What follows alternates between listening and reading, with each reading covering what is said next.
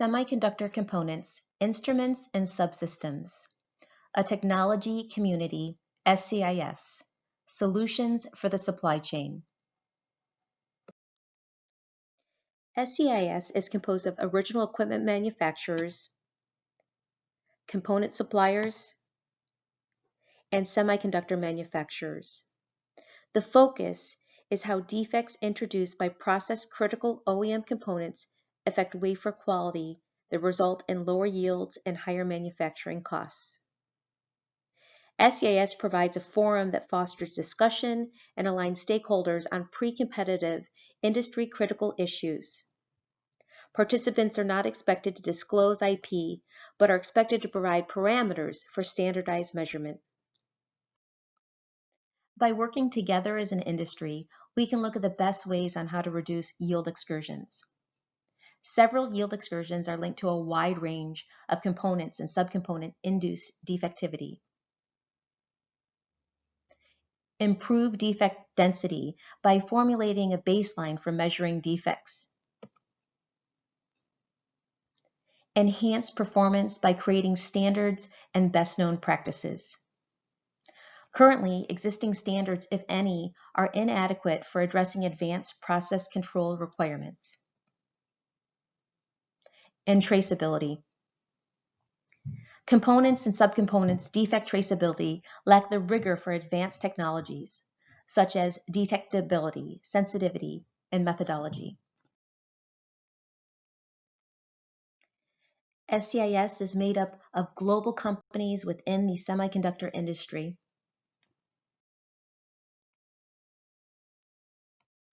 A case study sharing the importance of components regarding next-generation solutions and high-volume manufacturing. How components can affect defect and overall performance importance. It is quite fascinating how this atomic precision drives today's semi-technologies. Looking at a white blood cell, 10,000 nanometer, influenza, 130 nanometer, or even to put things in perspective, look at your fingernail right now. Your fingernail is growing 1 nanometer per second. In this industry, we're looking for things that we cannot even see, which brings technology stretched to the limit, especially at 10 nanometer and below. We're looking for killer defects, which affect yields, and the latent defects that affect performance.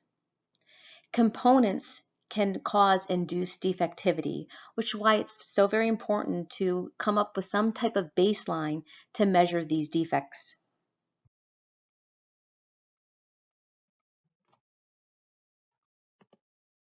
Semi-supply chain is quite complex, and the complexity is probably continuously increasing.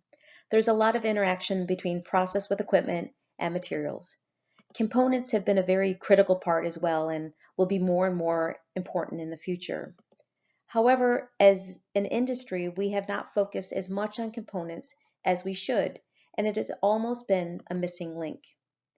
If you look on the left-hand side picture in the EUV AIMS tool, it is mind-blowing that this has 64,000 individual parts, 4,500 system components, and about 134 different component suppliers. Now, imagine looking for a defect in this tool. It's actually like looking for a needle in a haystack, and can become even more challenging than that. And the size and particle defects that we are trying to eliminate now is just increasingly mind-blowing. If the entire supply chain is not playing their part in defect control and meeting reliability of each component, it will be impossible. A modular or process line is only as strong as its weakest link.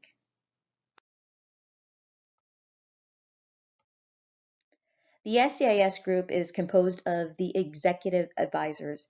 They actually help with establishing the roadmap and help with recruitment. You then have the steering committee, which ensures progress in the subteams.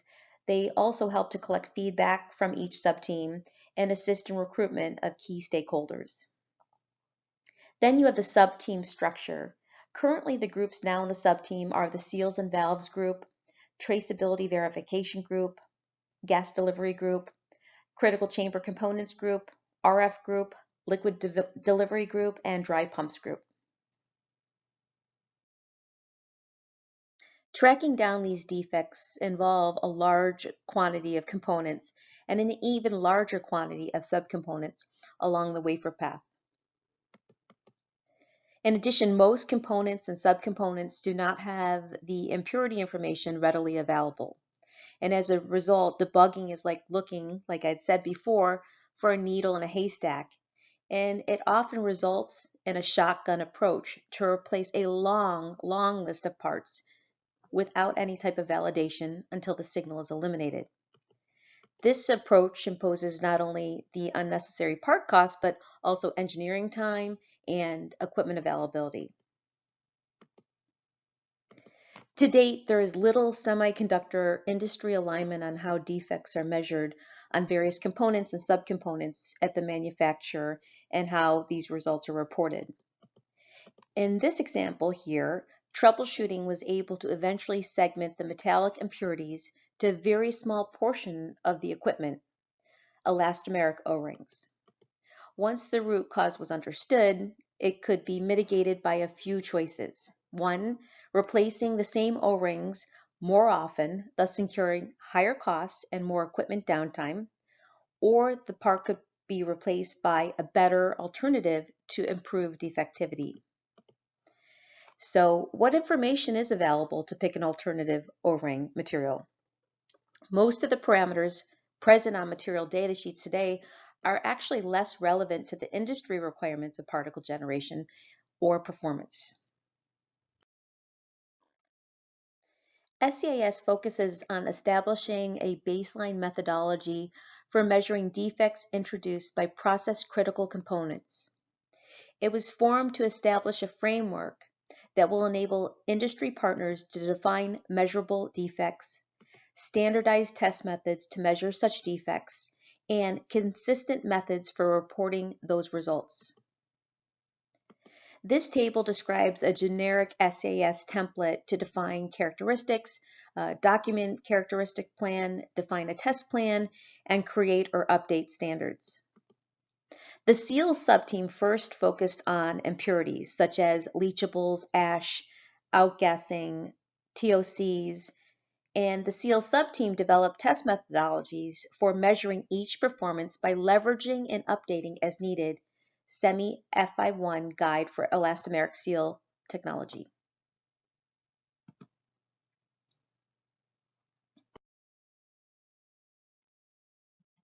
This table shows ash metal analysis, or sometimes called ICPM mass spec, on a selected group of materials.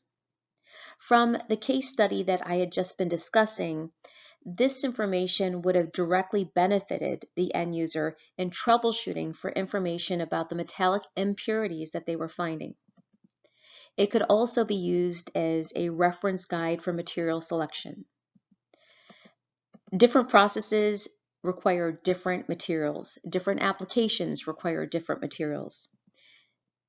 And a reference guide at manufacturing level would be a great resource to both the OEMs as well as the end users.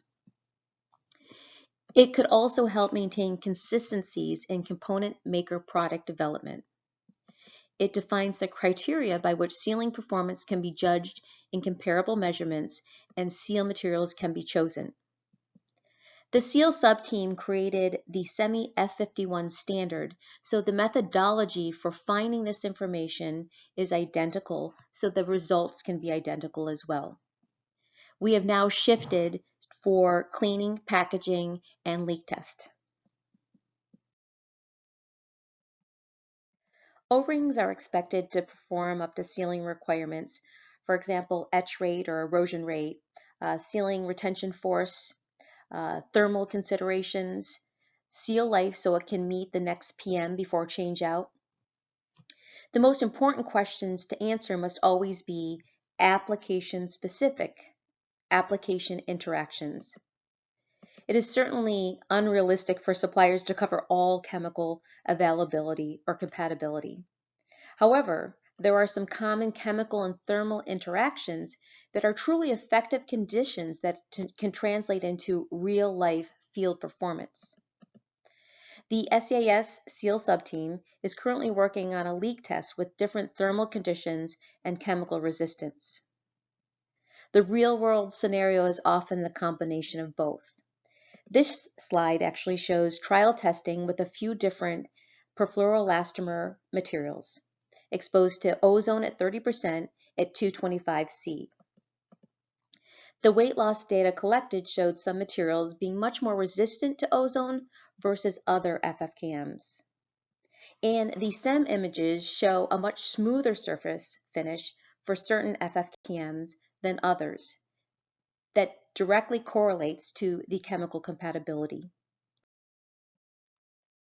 Based on the comparative data from the previous slide, there was confidence to run a marathon pilot of the FFKM A1 side by side with the POR, the existing material, FFKM B5. Figure 5 top shows existing FFKM B5 material with severe color change, a loss of vertical height, sealing force, and internal degradation in the form of pits and blisters that erupt into peeling and actually generate the defects. This, I would say, is one of the successes we could highlight that is showing results because of proper characterization and establishing a measurement of methodologies. The top line picture, the POR seal, was not designed for the process. You can see the huge color change. You can see the pits. The bottom row shows the result of the new material from side-by-side marathon testing. With the right and relevant knowledge and proper planning, with existing hardware, this alternative material demonstrated much minimized discoloration, less compression set, no extrusion, and a smooth, intact surface for improved chemical resistivity and defectivity. We need to do more of this and more of this for every component that goes into our process technologies.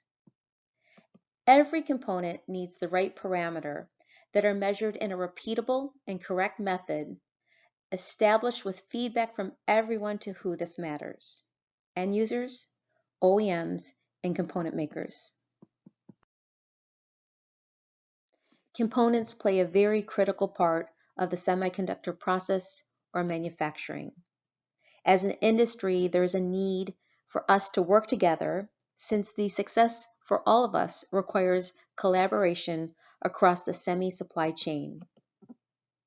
We need to be a strong voice on the team, showcase your product with right standards and control. And with this, I would really like to thank all the current companies that are participating in SCIS. We appreciate the work. Thank you.